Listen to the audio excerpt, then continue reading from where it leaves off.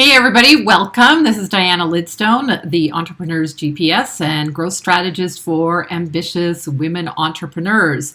Welcome to another edition of Guest Expert Talks, and I'm thrilled to have with me today Stephanie, who is my virtual assistant.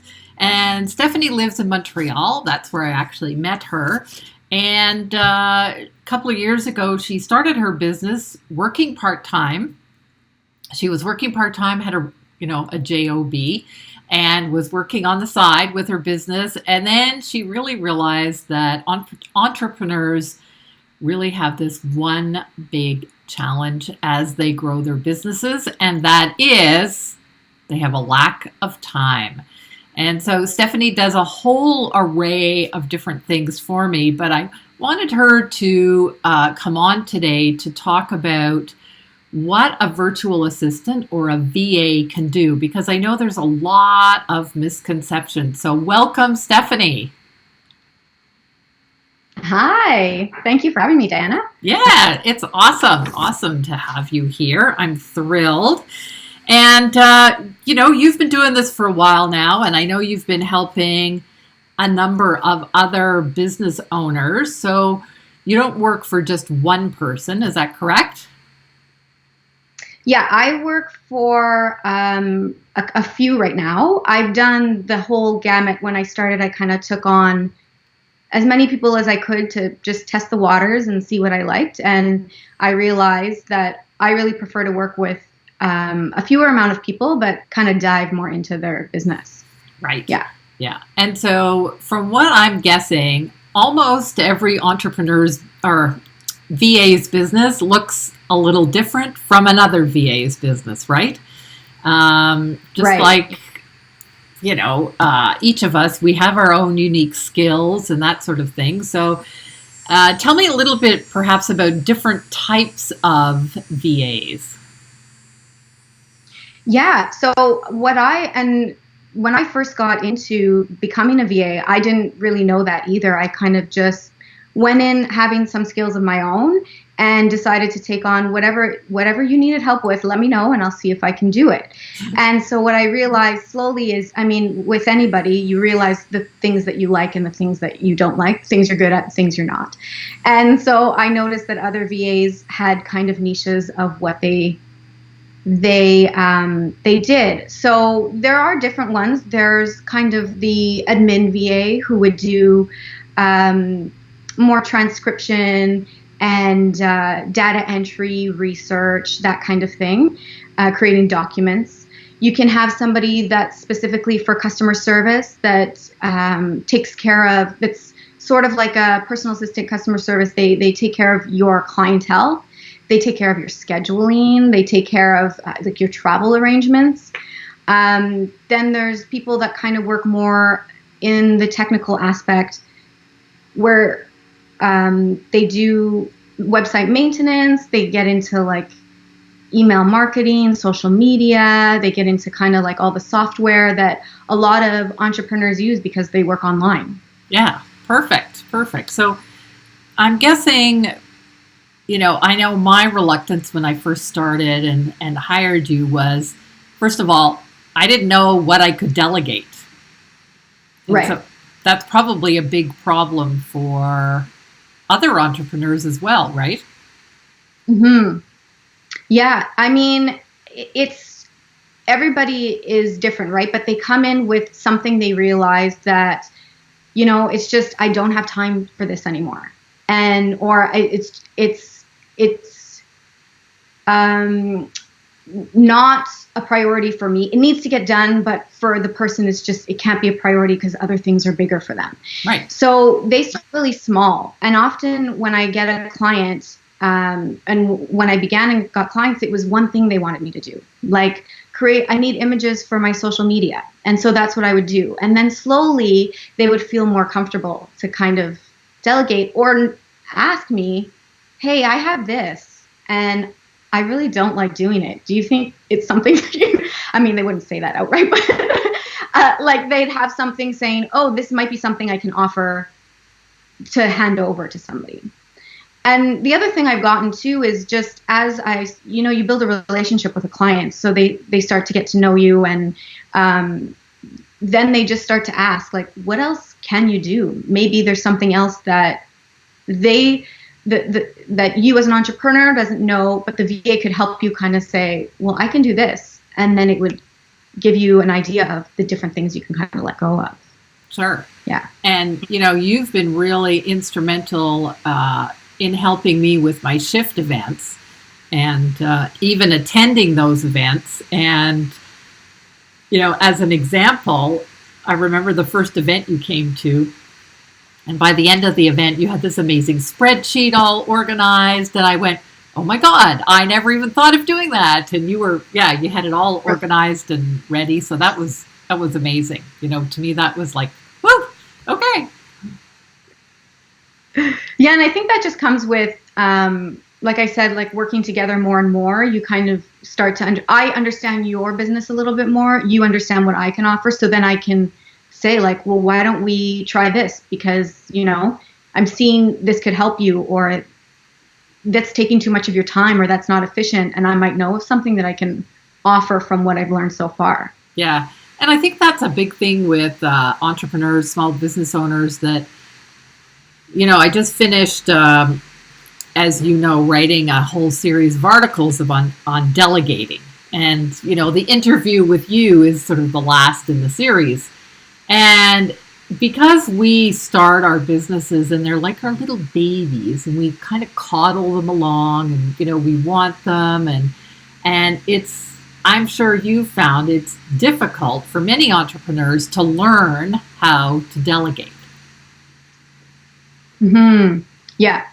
Yeah. And exactly like you said, your business is your baby. That's your livelihood. So you've been doing it on your own for so long, and you've built all these, you've built up what you've built up so far. So giving away little pieces, I can understand it's difficult. And I think with that is,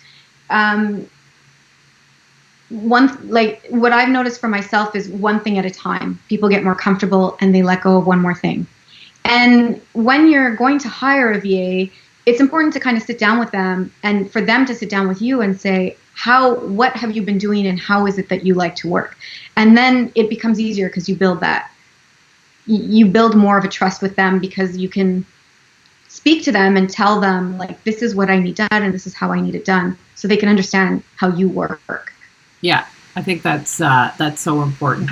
And what would you, like one big tip before somebody came to you, or if somebody went to any virtual assistant, what would be one big tip that you could give them before they went to the virtual assistant? Yeah, so I would say often when somebody calls me, or they find out I'm a VA and they've never heard of what a VA is, but they think it might help them, I always say, make a list of all the tasks that you don't enjoy doing, that take up your time, where, like you working on your business instead of in your business. So just make a list of all those tasks, and you kind of look at it and say, okay, these are ones I feel comfortable with letting go of. And then from there, you can see, what type of VA you need, because maybe you're fine with your clientele, but it's the technical stuff that you need help with. And I think that really, really helps, because it gives the entrepreneur an idea too of sitting down and kind of just taking stock of things, right? Yeah. Yeah. And I think a lot of entrepreneurs are going, well, it's going to take me so long to teach them or whatever. But the truth of the matter is that, I don't know, what's one task that you do almost for every one of your clients? What's one task that you do? There's a few. I would say there's a lot of people often ask for help with social media. Mm-hmm. Personally, I'm not a social media expert, but I can definitely help, because I've learned the different platforms, how to create images. That's like a big one that people just kind of, they don't have time for it. Right. But the other thing I noticed a lot of people really ask for is help with their website. So updating the website, updating like their blogs when they come out, creating new landing pages, that kind of stuff. Yeah. And I mean, for me, that's not where my expertise is. But if you're doing that task for 3, 4, 5, 6, 7 different clients, you get pretty quick at it, I'm sure. And what would take me an hour, you can probably do in, I'm going to say, half an hour or 20 minutes. And so the benefit is that I always say it's not just the saving the time, but the frustration, and it gets us into this, and if we can just let that go, then we're in a better headspace for everything else that we need to do in our businesses. Yeah, and it's so true. As you were talking, I was going to say the frustration, and then you said yeah. because I've had people come to me and they're like, I just don't know. It's like it's taking me so much time. I can't figure it out, and I could do it in 15 minutes. I know because because you just get the hang of how the systems work. And personally, that's one of my favorite things is to learn new softwares. I like to kind of navigate myself around it and understand how it works. So that's just like a little thing of mine that I get excited about. A little geeky thing that you like, yeah. Yeah. Oh, dear. That's great. So your favorite thing is learning new softwares. So yeah, I take that stuff on my own just to say like it's new. For me, it's new. It's added benefit. Right? Sure. Yeah. Like we're moving to, you and I are moving to a new email provider. So, there's a new one for you to learn. So, there's exactly. I've never used it, so yeah. And you'll be able to put that in your toolbox and offer it to someone else. Exactly. Yeah. And would you say that, we talked about, hiring a VA, and when you first do it, there's, how would you go about starting that? I mean, yes, we talked about making a list of things that you want to delegate, but are there some other tips that you could share with the people here? About finding somebody? Yeah. Like how they can find someone? So I would say, so there are sites where you can go. You can go to like the Canadian Association of VAs. You can go in and place your ad. And so, and there's ways for you to find a VA that way. I personally have always met people at networking events. So I find that's a great place. The other place you can do is on social media, because people will post in networking groups on Facebook, I'm looking for a VA that does this kind of work, and other people know and can refer. Yeah, and I think that's the big thing, as we said, knowing what it is that you want done, and, looking for someone with that expertise. I mean, I've had clients who didn't even know how to type. And I thought, oh my goodness. So, they need a VA with some really basic skills. But then there's other people who need somebody who can do back-end work in their, for instance, on their website. Well, that's a little more technical, and you need somebody who knows that particular software. So, yeah, it really depends. And so can we talk, I'm going to put you on the spot here a little bit, bit about pricing, because I think that a lot of entrepreneurs or a lot of small business owners go, but isn't that expensive? And to hire a VA. And, maybe you can just share how you charge now, or maybe you can share how you used to charge and how you charge now, so that it gives people an idea of, what VAs and, how they may be doing it. Yeah, for sure. So when I started, and it's only recently that I changed my kind of pricing plans, but from when I started to just a couple of months ago, I was charging packages of hours. So So, and they would last you could purchase a package of hours and it had an expiry date of 3 months, let's say. So after the 3 months, if you didn't use it, what I noticed personally as a VA is that people stretched out what they were doing, like what they were giving as tasks. So for the entrepreneur, it makes you kind of hold back on what you can give, and you go slowly and slowly. The way I changed things is now I offer retainer hours. So one, it guarantees me that you're going to give me a certain amount of hours of work. Yeah. And at the same time, it guarantees you that you're getting that much work completed in a month. Exactly. Yeah. So, and I mean, different VAs go at different rates and there's such a range, but I would say, honestly, if you are needing to let go of work, it's worth the money for it, because it's a lot of frustration, a lot of time spent on things that you're not being creative and growing your business in the way you want to, because you're dealing with those things. Yeah, and I think that's the key thing, is that, when we're, doing things that are not in our, what I call zone of genius, or in our magic zone, or whatever you want to call it, we could be, so let's say I delegate to you 10 hours of work a month. Imagine what I could do to grow my business in that 10 hours, right? Yeah. And so I think that's the way that people need to look at that sort of thing, is that, So for instance, to me, a VA is kind of like hiring a bookkeeper, right? My zone of genius is not bookkeeping. I could do my bookkeeping. I mean, I've taken a university level accounting course. I could do it. But do I want to do it? Am I good at doing it? No. So, somebody else does it.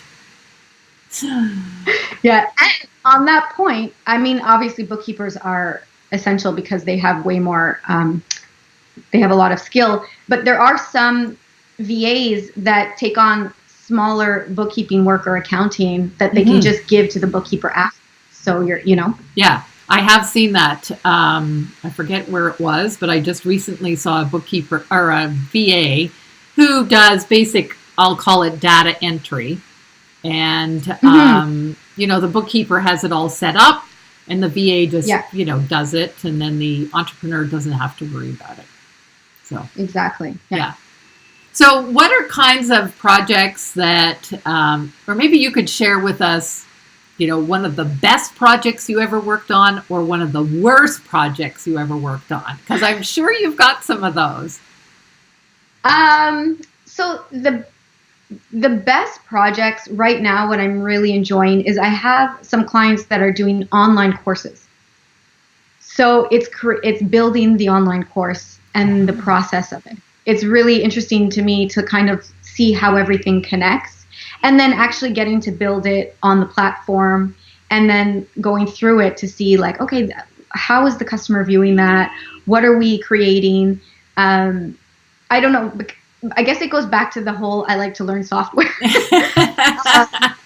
that's been really exciting for me. I guess something I really disliked doing, I can't think of a project that I really just disliked. I just know one thing I really didn't like, which is what I pulled away from, was sticking with having like 13 clients at once and just doing menial tasks for them, small little tasks. It just, for me, it wasn't enjoyable. I wasn't being able to get into their business. I was doing things to do them, and then it was done, and it was, Yeah, there was no reward, self-fulfillment for you. Yeah. No. Yeah. Cool. Very cool. So anything else that you would like to share with the viewers here today about, delegating, working with the VA, how to start, anything like that? Ooh. I would just say, I can't think of anything too big. I would just say, really start with that. Even if you don't think you're ready for a VA, just kind of start with making your list of what you think might be helpful to let go of. And then it'll probably inspire you or give you a little bit of a push or understand maybe where you can use some help. Yeah. Because you can't do it alone. No. And that's it. Yeah. The journey to success is pretty lonely if you're doing it alone, and it'll be really, really slow, right? Yes. Yeah. Exactly. Well, great. Well, thanks so much for, sharing some of these tips with the viewers here, Stephanie. I will put your contact information in the comments below the video, and Sure. much appreciated. And for those of you who are watching, this is the last in the series of blogs that I've been doing on delegating. So if you want to find out more, you simply go to dianalidstone.com and check out the blog. So thanks so much for joining us, and we'll see you soon, guys. Bye for now. Thank you, Anna.